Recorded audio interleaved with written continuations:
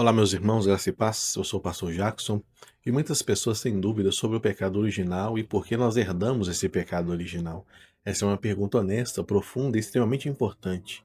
E para nós respondermos isso corretamente, nós precisamos voltar ao começo de tudo, a forma como Deus criou o mundo e criou o homem. A Bíblia nos ensina que Deus criou Adão e Eva não apenas como indivíduos, mas como representantes de toda a raça humana. Adão foi criado em estado de justiça, retidão e comunhão com Deus. Ele foi colocado no jardim não só por si mesmo, mas por todos nós, em nome de todos nós.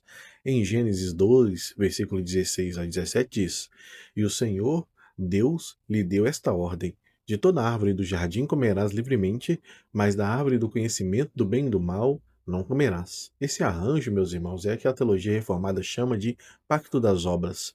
Se Adão obedecesse, ele viveria, e os seus descendentes viveriam com ele.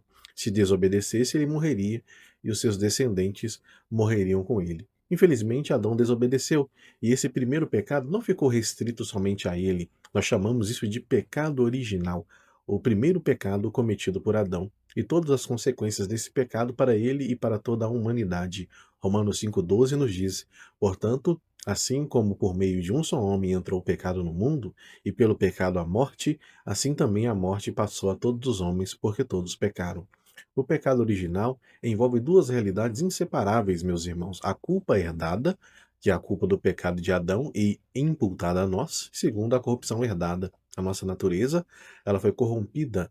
Não nascemos neutros, mas já nascemos inclinados para o mal.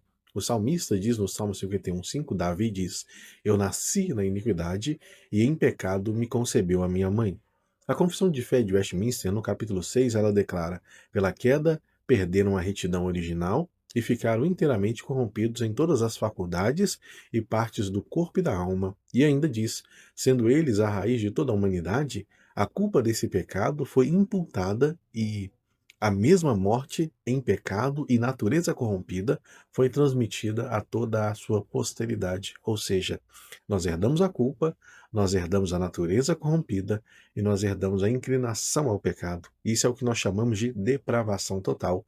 Não que sejamos tão maus quanto poderíamos ser, mas que todas as áreas do nosso ser foi afetada pelo pecado. Mas eu herdei e ainda sou responsável? Sim, somos totalmente responsáveis. O pecado original não nos força a pecar contra a nossa vontade. Ele faz com que a nossa vontade já esteja inclinada ao pecado. Tiago 1, versículo 14 e 15 nos diz: Cada um é tentado pela sua própria cobiça. Nós não pecamos porque somos obrigados, nós pecamos porque queremos, porque a nossa natureza ela está caída. Não somos piores do que Adão, mas também não somos melhores.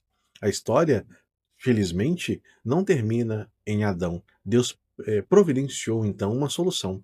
Assim como Deus tratou a humanidade por meio de um representante, ele providenciou um novo representante, a qual Paulo chama de segundo Adão, que é o nosso Senhor Jesus Cristo. Em 1 Coríntios 14:22 diz: Porque assim como em Adão todos morrem, assim também todos serão vivificados em Cristo. Romanos 5,19 nos diz: Porque como pela desobediência de um só homem muitos se tornaram pecadores, assim também, pela obediência de um só homem, muitos se tornarão justos. Em Adão, nós herdamos a culpa, a condenação e a morte, mas em Cristo, aquele que está em Cristo, que é a nova criatura, herda a justiça, perdão e vida eterna do segundo Adão, Jesus Cristo. Quero terminar com três aplicações práticas para a nossa vida. Primeiro, humildade. Entender o pecado original nos livra do orgulho. Não somos bons por natureza, nós precisamos da graça de Deus. Segundo, nós precisamos de dependência total de Cristo. Nenhuma moralidade, religião ou esforço humano pode resolver nosso problema. Só Cristo salva pecadores. Terceira, a esperança é real.